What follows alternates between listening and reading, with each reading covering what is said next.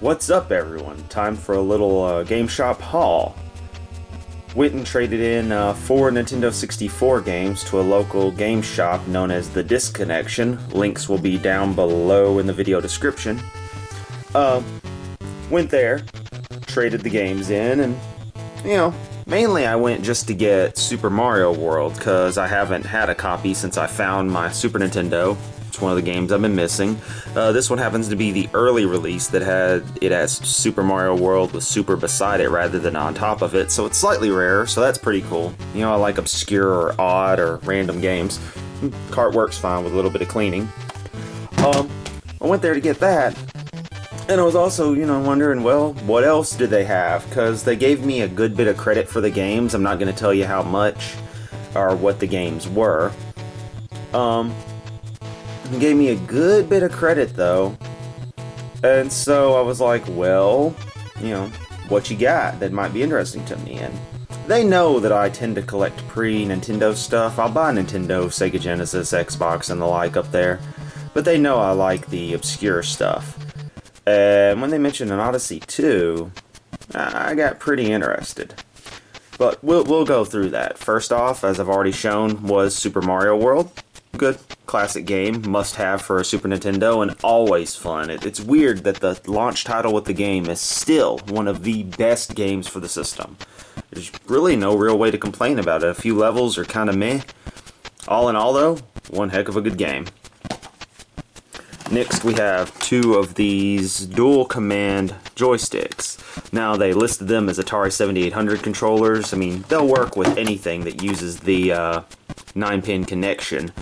They work best, bump the tripod there, they work best actually with the Sears Video Arcade 2, also known as the Atari 2800.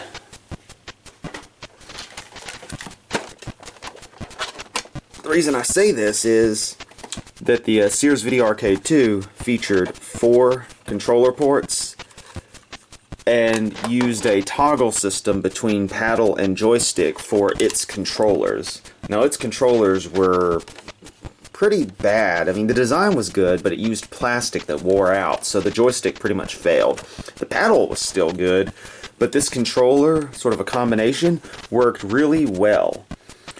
And the original paddle controllers for the 2600 it was designed with 4 players in mind, but it used 2 paddle controllers for 1 controller port, which most 2600 models only had 2 rather than 4.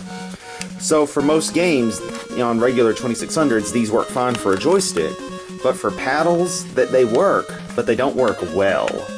It's really odd getting them to work, and some games they just behave funny. But with this console, they work fine. So they work as good replacements, and I'm thinking about sticking them in and using them pretty much permanently. But it's not that often I play paddle games, so whatever. Either way though, they are really well built. The feel on these is pretty nice. They're a little dirty, need some cleaning. This one's got more of a loose knob, whereas this one is really stiff. I'm thinking about taking them apart and just doing some cleaning and checking on stuff, but they both work fine as is, so I might just keep them just to be like, if I want one that's more stiff, here you go. If I want one that's more loose, there you go, because, this one might be better for a game like Breakout, and this one would probably be better for Kaboom or something where you really need that quick reaction, but it really doesn't matter. Either way, really, really cool to have these, and yeah, price was right, so I snagged them. Then we come to the point of the video, my Odyssey 2. Now, this was a console released in 1978 by Magnavox. It was designed pretty much as the proper successor to the original Odyssey. After all the Pong console clones that were released, the Odyssey 100, 200, 500, 1000, 2000, all these crazy names, Magnavox went back to drawing board and did the Odyssey 2. And Odyssey Squared, if you want to look at it that way.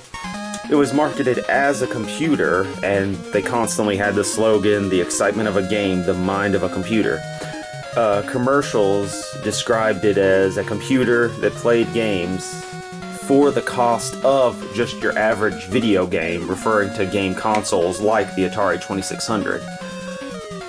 And again, being released in '78, it was being developed in the same time frame as the 2600 towards its later development phases and release. Ralph Baer, who just recently, as of the recording of this video, passed away, had some insight into it, and he did come up with the idea early on for what were active cartridges for the Odyssey that would add more features, do more stuff.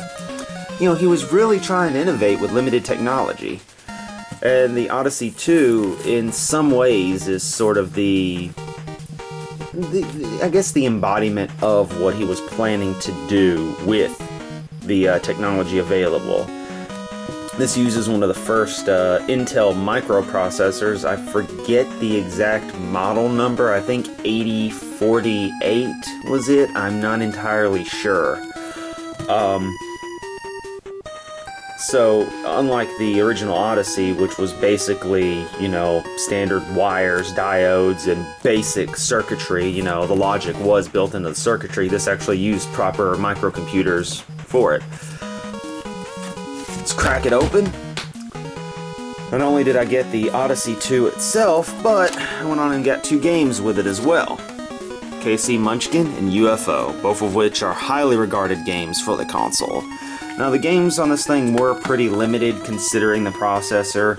I don't recall what I read about what the RAM size was. I know it was more than the 128 bytes that came on the Atari 2600. That thing was skimpy on RAM. But graphics-wise, it was pretty limited. The color palette was small, used a lot of pastels, but it's a really vibrant, unique system when you get into the games. If we look on the back, you'll see an example of what the games look like. I mean, this is very much what the games actually do look like. These aren't just exaggerated screenshots. It's, you know, aside from these weird dots and dashes, those don't appear in it. They're just indicating the motion and giving you an idea on the visualization of how the game's played. And games are pretty much like this. A lot of, I believe a lot of the details of like level design and such will be built into ROM. I'm not entirely sure, but the games all have a very specific feel to them. They come in these carts with these weird little handles on them to pull them out, and they actually stick pretty well inside of the console. You gotta put some force on them to get them out. KC Munchkin sadly did not come with a manual. That's okay though, I can look that up online. But it was a Pac-Man clone that they actually got sued over. Pretty bad by Atari, and I think it was mainly Atari. And this would have been in '81. Incidentally, this came from Dillard's. It was $29.95 back in the day. Can you believe Dillard's sold video games? That's how big games were in the late 70s, early 80s, when everyone had to have a piece of them, you know, selling them. They weren't just a niche market. They were the hip thing to have. Other game I got was UFO. It's just pretty much a basic little space shooter kind of game. And it plays kind of funny. I'll show you some of that later, maybe. This one, ooh, I didn't notice this also came from Dillard's. Also priced $29.95 with a handwritten sticker. This one did come with a manual. And these manuals are pretty cool. Really detailed, full color. I mean, printed on black paper. That's really impressive. And your select game, your basic explanation, a small manual. But, you know, you still need some instructions to know how to play the game, how it all works. So, you know, really cool little graphics right there. So very just trippy. They look better in real life than they do in this. In this, they look a little more vibrant. In real life, they have this sort of out of focus quality to them. Makes them look really cool. It dates the system by, you know, really makes it look very late 70s, early 80s, but that's what I like about it. It's a time period I never got to experience. Right. Moving on, we go to the actual console itself. This is a beast. It's not heavy, but it's really big. It's got a membrane keyboard that I couldn't imagine being too comfortable to type on. There's very little tactile response, really none.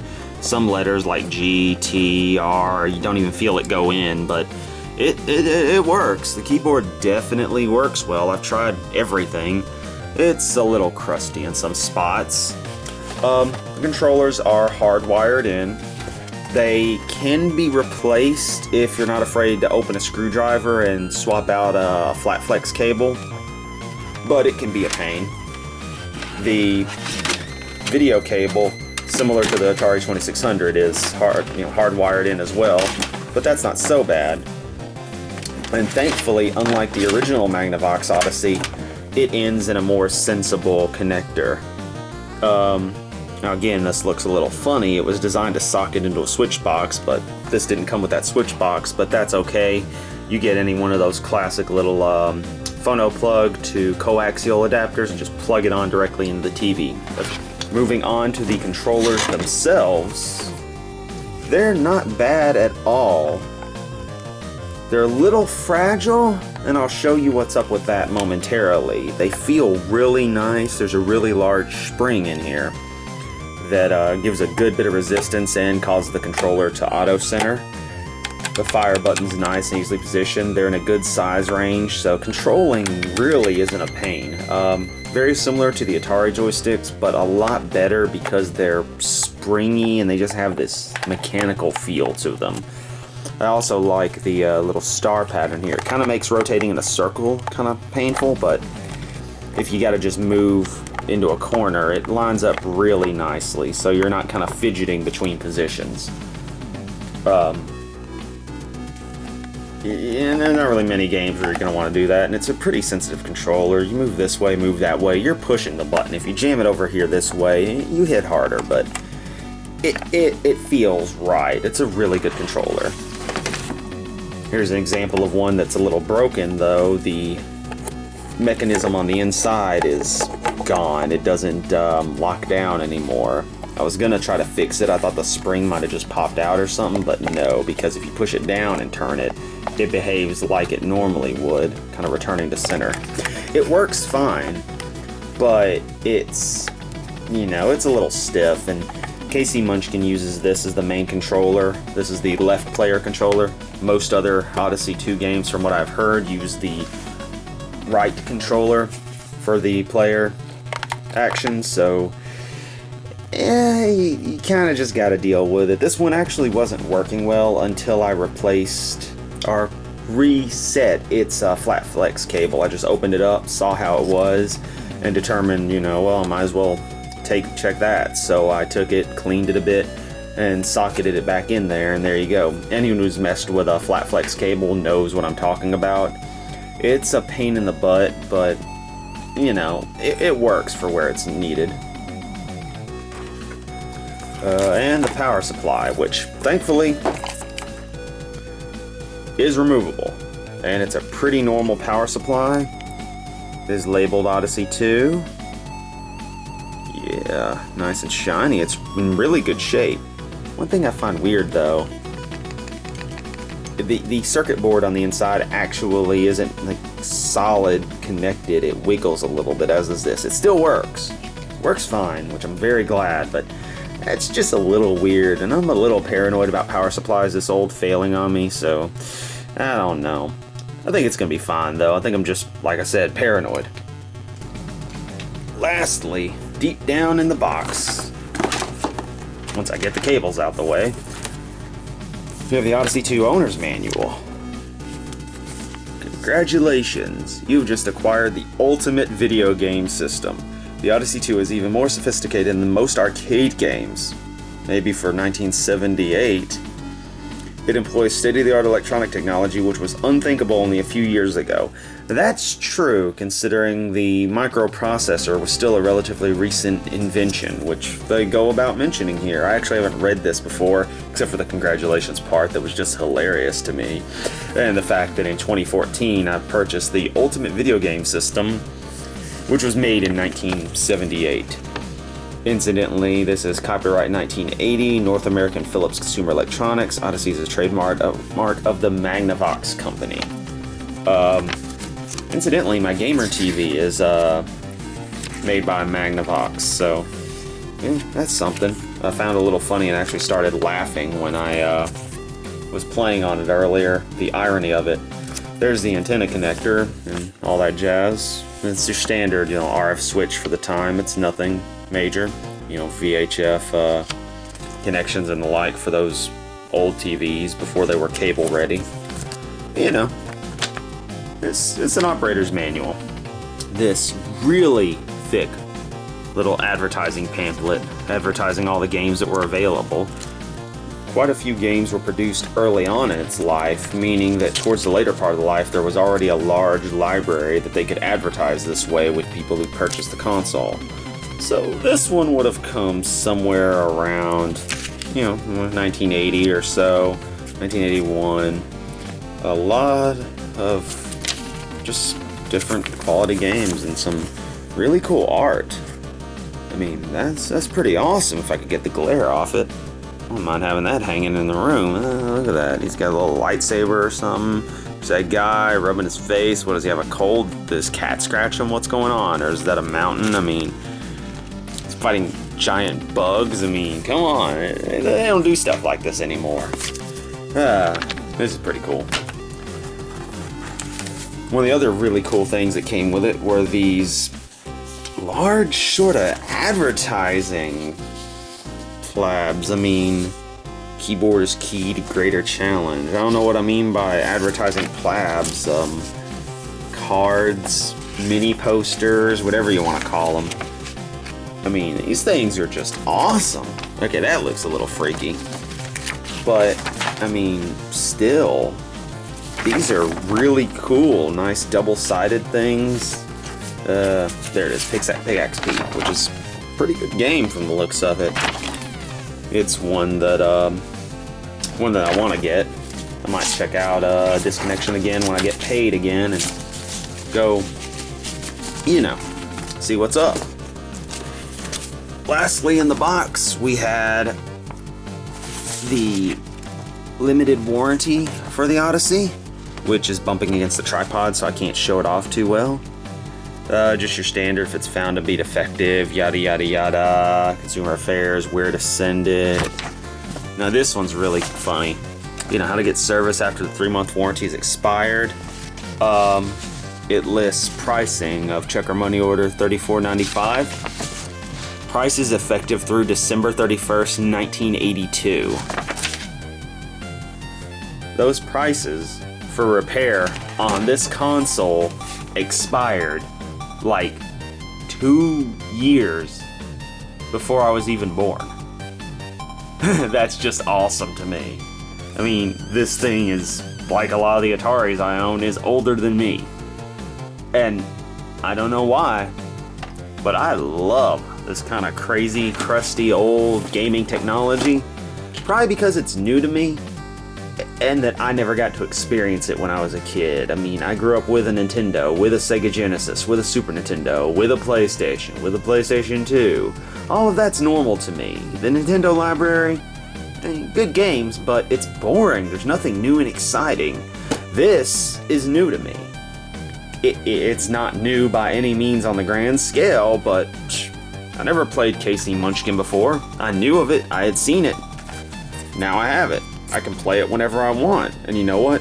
It's a fun game. UFO. A fun game.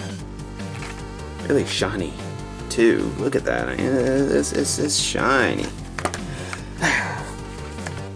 Well, only one thing to do now. Show how it works. Now, as I mentioned, I have this small screw type adapter on the back end of my Nintendo RF switches, and all you do is plug the end of the unit in, like that. Same way you'd hook up an Atari 2600 to a TV nowadays. Now, the Odyssey does something funny if you turn it on without any cartridge in. You get this random bit of noise on the screen. There's like a Q over there, a Y, an M, and a bunch of blocks. Looks like you're looking down from, on some digital city or something. It's pretty cool, and when I first booted it up, I thought there was something wrong with it. But no, turns out you have to plug a ROM cartridge in. So if we go on and plug in Casey Munchkin, turn console on, we get a very basic select game prompt where you'd go on and type what game you'd want to play. So let's pick game 0. And the game immediately begins, and I immediately die.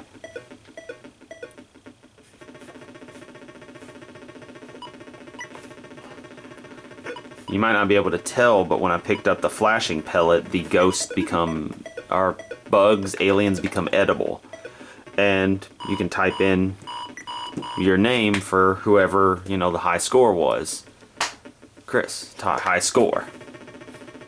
So now I can continue playing. You only get 1 life per game, which is pretty different. So the game's relatively strict that way. It doesn't play around. But otherwise, it's a fun little title. And look at Casey Munchkin. He's a happy guy.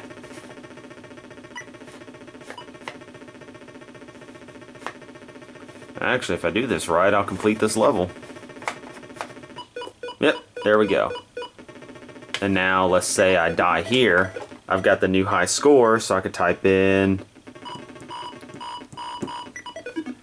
Well, the A didn't take that one time, but you see what I was going for. It's pretty cool. Now again, primitive as anything, and, you know, it's very straightforward, but it looks, you know, it plays a lot better than it looks. And just for fun, there's what I was talking about. The TV that I use was made by Magnavox. And once again, I'd like to thank the guys at The Disconnection for hooking me up with, you know, all this awesomeness. Again, the link will be down in the video description. Later.